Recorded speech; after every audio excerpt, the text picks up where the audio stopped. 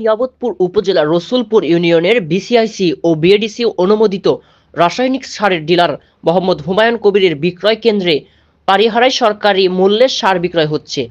সরকার নির্ধারিত মূল্যের সার পাওয়ায় এলাকার সাধারণ কৃষকেরা ধন্যবাদ জানিয়েছেন ডিলারের প্রতি। সরজমিনে গিয়ে দেখা গেছে রসুলপুর ইউনিয়নের বিভিন্ন গ্রামের প্রান্তিক কৃষকগণ সকাল থেকে সন্ধ্যা পর্যন্ত সার ক্রয় করে নিয়ে যাচ্ছেন। তারা বলছেন সাধারণ কৃষক কোনো প্রকার হয়রানি ছাড়াই সার তুলতে পারছেন। সারের সংকট না থাকায় সামনে আলু ও সরিষা এবং গমের আবাদ নিয়ে শঙ্কা থাকছে না।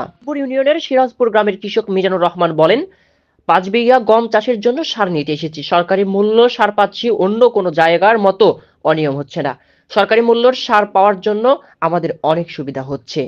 বিসিআইসি ও বিএডিসি অনুমোদিত রাসায়নিক সার ডিলার মোহাম্মদ হুমায়ুন কবিরের বিক্রয় কেন্দ্রে পানিহারার ম্যানেজার জহির রায়হান বাহাদুর বলেন, পর্যাপ্ত পরিমাণ সার আসছে, সুন্দরভাবে কৃষকের মাঝে বিতরণ করছি। সরকারি নির্ধারিত মূল্যের বাইরে 1 টাকাও নেওয়া হচ্ছে না এবং কৃষক চাহিদা অনুযায়ী সার বিতরণ করা হচ্ছে। রসুলপুর ইউনিয়নের প্রতিটা এলাকা কৃষকের আসছে এবং তাদের চাহিদা মতন সার নিয়ে যাচ্ছে। আমি সরকারি মূল্যে সার পেয়েছি, ইউরিয়া নিয়েছি, ডিএপি নিয়েছি। আমি গমে দেওয়ার জন্য